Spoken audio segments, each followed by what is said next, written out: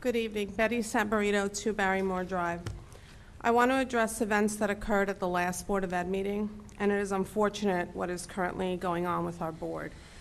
As board members, you serve the public, and as such, as you very well know, you're subject to being scrutinized and criticized. That's part of the position of serving the public. However, as I mentioned to you, Madam President, and yourself, Mr. Perlori, it is not appropriate for you to do the same to taxpayers and residents. At the end of the last meeting, a member of the public and taxpayer, Mrs. Skirby, was verbally attacked by members of the Board of Ed. That is what happened. This was appalling to see, and I asked both Madam President and Mr. Perlori to please put a stop to this. The attacks made were done so in front of my children. They were very upset about this. Mr. Pirro had to get involved. I do want to thank you, Mrs. Arminio, because you seem to be the only one who stood up for the resident. This needs to stop, as it seems that the board does not have a clear idea of what their mission and position is, and the actions are showing that there are personal agendas here. Given the current situation in Monroe, the board needs to focus on the issues that affect taxpayers and students, not on personal attacks of any resident in this town.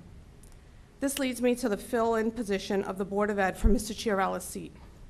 I came up at the last meeting to voice my disappointment at not being interviewed and mentioned that it was concerning to me that my application wasn't received and that the only candidate that would be interviewed was a candidate that had already been endorsed for the upcoming election by several board members. That was the essence of my statement. I did not personally attack anyone, as that is not the way I operate. I don't find it productive. However, that candidate, Mr. Masters, chose to personally attack me. I don't take well to that. You do not know me. Please do not do that again in the future. You came up saying that I was irresponsible and that it wasn't important to me, and that if it was, I shouldn't have depended on anyone else. So I ask you, who did you depend on? You sent your application only 2 hours before the deadline and then waited for a response, which you got within 11 minutes. You also said I should take responsibility for my actions, so then I want to assume that you're going to take responsibility for your actions at the last board meeting. You later stated that you should support the board as a whole and proceeded to aggressively confront a board member, Mr. Tufano. Madam President, at that time, you reprimanded Mr. Tufano. Oddly enough, at a previous board meeting, Mr. Perlori had a similar exchange with members of the public, but you reprimanded the public. You then spoke at and advised the member at that time with Mr. Perlori that that was uncalled for. So I don't understand this double standard. You need to understand that the public is taking notice of this division on the board and the favoritism.